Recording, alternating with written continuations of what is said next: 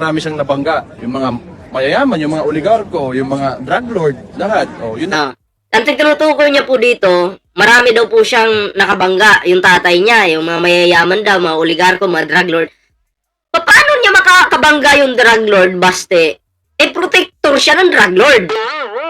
Wag mo nang lilinlangin ang mga utak ng mga Pilipino dahil alam namin, di ba si Michael Yang drug lord yan? Bobo ka. Di ba? Bobo ka talaga, wala ka talagang utak. Oh, anong tingin mo dyan kay Michael Yang? Ordinaryong tao ba yan? Tangina, drug lord yan. Kakampin nyo. Oh, baka mamaya pag may supply na pulburon yan, pati ikaw nakikinabang. Oh, pati ikaw humihigop. Oh, di ba? Bobo na mayor ng Davao. Walang utak. O, kumusta kaya yung mga Davawin nyo dyan? Inaasikaso niya kaya? Parang iniiwan-iwan lang kayo dyan, pahig-hig lang tong taong ito,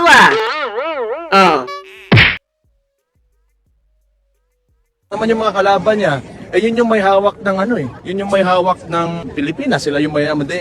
Nasa position of power sila. Tangin naman, wala kayo dito?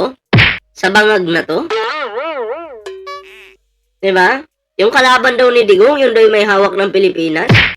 Asa, lumilipad na naman ang isip ko. Lumilipad na naman ang isip ko. Wala to. Lutang na naman si Baste. Nakailan ka, Baste? Ilan yung nadali mo ngayon, ha? Lipad mo, lutang-lutang tayo dyan, Sino ba may hawak ng Pilipinas? Resibo nga, asan? Ang galing. Galing talaga. Basta Duterte talaga, champion sa kabubuhan. Ay, nako. Champion sa katangahan. So ngayon, yung pagbaba ng tatay ko, pinagtulungan nila. Pinagtulungan nila. Expected mo na dapat yan. Kasi noon pa lang, ang daming mga Pilipinong namatay sa panahon ng tatay mo. Diba? Hindi ang pinagtulungan na parang trip-trip lang, ha? May ginawa kasing kapalpakan yung tatay mo. Kasama nila yung bangag na presidente yun. Kasama daw nila yung bangag na presidente, Pinagtulungan nila. Kasama nila yung bangag na presidente yun. Gigil na gigil. Gigil na gigil si Bastos. Bastos, Baste, Dutae. Ay, Duterte. Sorry. Tae kasi yung paningin ko sa'yo. Yan sa hindi pa po nakakapag-like, share, subscribe, mag-like na po kayo dyan para maging updated po kayo sa mga uploads natin. Ito po ang mga supporters ni PRRD, Mayor, dahil hanggang ngayon, hindi pa nakakauwi si Tatay Digong. Ako rin naman. Huwag kayong mag-alala, uuwi yan ng abo. Tayo lahat naman. Sino bang di galit? Kaya nga, sige lang, tigis Sige lang, tiis lang. Tapos, lang. Tulad nga na sinabi ko, yung mga kadalasan sa buhay, yung mga magagandang pansin ko rin mga pre, kasi, balik lang natin, Pansin ko lang, kasi dati talaga si Digong, may warrant na talaga yun sa Pilipinas. Pero pinauwi pa rin ng mga anak niya. Pinauwi pa rin kasi kahit alam na nilang may warrant. Para bang sinacrifice nila si Digong para mahuli talaga. Para pag nahuli si Digong magkakagulo, pag nagkagulo, sila kuno yung kakampihan ng mga Pilipino. Kasi hinuli yung tatay nila, ganun. Para bang ginawa nilang paing yung tatay nila. Diba? Tatay nyo yan. Alam nyo may warrant, pinauwi nyo pa. Ay, nako.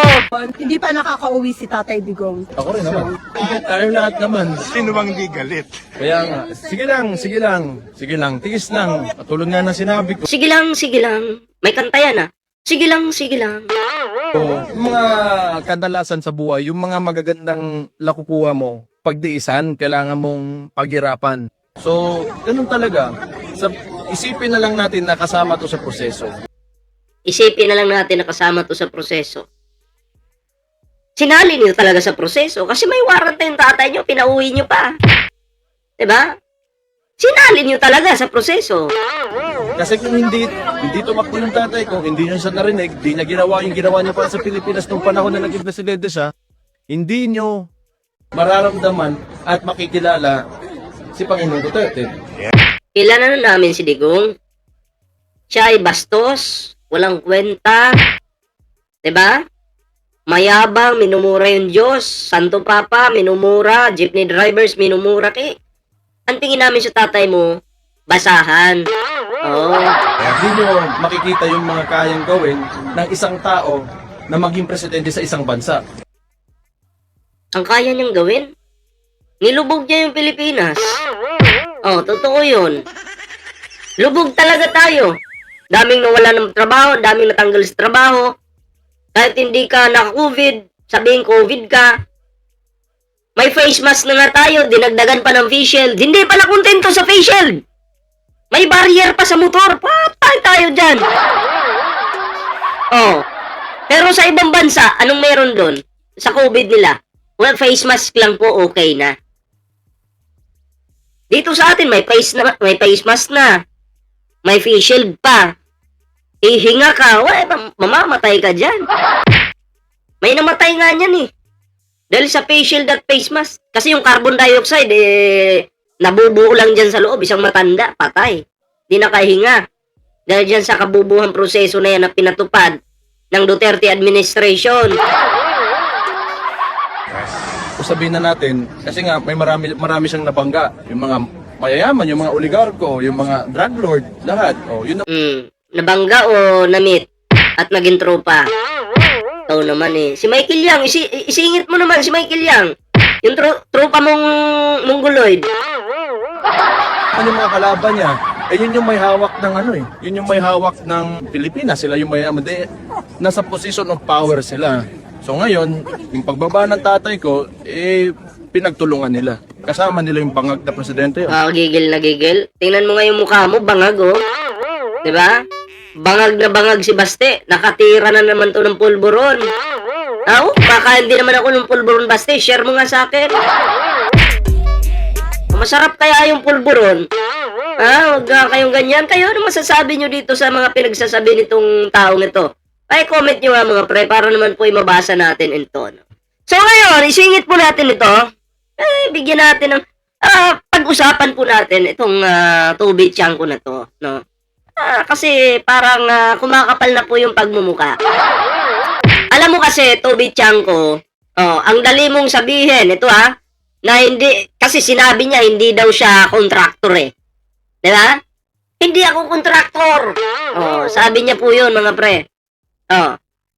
Baka makita ko, wait lang baka nandito yon. Check ko nga. Check ko lang mga pre Kasi sinabi niya dito na hindi daw po siya contractor. So, ilagay ko lang dito. No? Ilagay ko lang dito yung yung kanyang mga sinabi, no? Kasi sabi niya, hindi daw siya contractor. Tingnan natin, no? Hindi ka pala contractor, Toby. Okay. Sabi mo yan eh.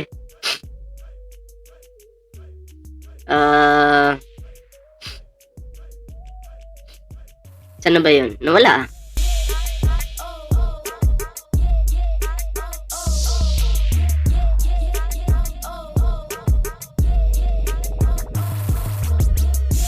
Saan na ba yun?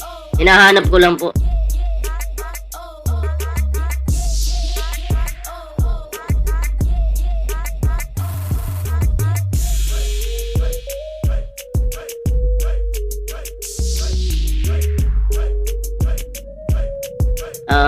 Saan ba yun?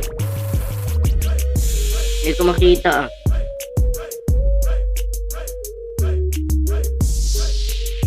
Isa-isahin po natin. Wait lang.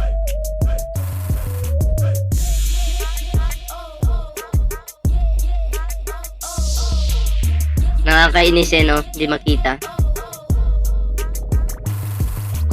Ito. Nakita ko na. Pag-usapan po natin ito.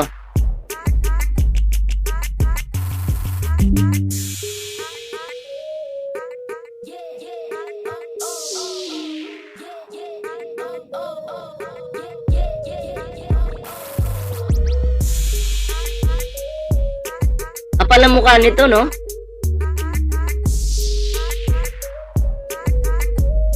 Ayan. Ano sabi niya dito? Hindi ako kontraktor. Tobit Tiangco admits requesting additional funding for Nabutas. Additional funding for Nabutas. Ayan Alam mo, Tobit Tiangco, ang dali mong, kumbaga, ang dali mong sabihin na hindi ako kontraktor. Pero, hindi ba parang masyadong naghuhugas kamay ka? Diba? Hindi naman ako kontraktor eh. Parang, kunyari lang, kasi yung mga kontraktor ngayon, nasasangkot sa mga pagnanakaw eh. Diba? So, siya nagmamalinis, hindi daw po siya kontraktor. So, gets namin. Nabutas, may ano dyan, may baha, below sea level, diba? Kailangan ng flood control. Walang debate dyan. Totoo yan. Problema yan ng mga tao na nasasakupan mo. Pero ang tanong, hindi doon umiikot yung issue. Umiikot sa kung paano nagiging sistema ang paghingi ng pondo. Sabi mo, humihingi ka lang, request lang. Wala kang pakialam sa bidding, sa contractor, sa program of works. So, ganun na lang yon. Hindi ka lang nanghingi ng daang-daang milyon. Tapos bahala, kasi milyon po ang pinag-uusapan dito. Daan-daang milyon, tapos sasabihin mo, bahala na kung sino ang kikita. Ganun ba dapat ang isang leader? Request lang ng request, tapos pagdating sa accountability, hindi ko nahawak yan. Kasi kung ganun ang logic mo, parang sinasabi mo rin na hindi ako responsible sa mangyayari. Basta, naipasok ko yung pondo. Ano yan, para hindi ka masisi? Di wow! At eto pa, sabi mo, hindi mo tinatanong kung sino ang kontraktor. Hindi mo pinapakialaman. Pero nung lumabas yung top 15 contractors, saka ka lang nagtanong. Diba? So, ibig sabihin, hindi mo binabantayan hanggang may issue na. Hindi ba dapat from start pa lang, bantay sarado ka na? Hindi yung reactive ka lang pag may kontrobersya na. At yung linya mong kung may kalukuhan, ako ang unang magrereklamo. Talaga ba? Toby? Hindi ba mas maganda kung una ka ring nagbabantay para hindi umabot sa kalukuhan? Diba? Kasi kung nabantayan mo yan, hindi tayo aabot doon sa kalukuhan na yon. Anong klaseng leader ka? Tamad ka. Diba? Or naghuhugas kamay. Naghuhugas kamay ka lang para hindi ka masisi, ganon. Kasi, sa totoo lang, hindi sapat yung wala akong alam. Hindi sapat yung, hindi ko hawak yan. Hindi sapat yung humingi lang ako ng pondo. Kasi, ayan kasi hindi pwedeng narrative pag iba, questionin natin. Pag ako, request lang yan. Para safe ka? Ang kapal na muka. Kung seryoso ka sa laban kontra baha, mas dapat seryoso ka rin sa transparency ng bawat pisong pumapasok. Kasi sa dulo, hindi lang baha ang kalaban ng nabutas, kundi sistema na pwedeng bahain ng irresponsableng pamamahala. So wala kang kwentang leader ng nabutas. Tamad ka, 'di ba? Para hindi ka siguro masisi ng taong bayan, ng gobyerno, ganyan yung diskarte mo. Nag-request lang naman ako ng pondo. Wala akong alam dyan. Ganun ba? Hindi pwede yun. Milyon-milyon yung pinag-uusapan dito. Diba? Kayo po ba, papabor po ba kayo dito sa mga palusot nitong Tobit Tiangco na to?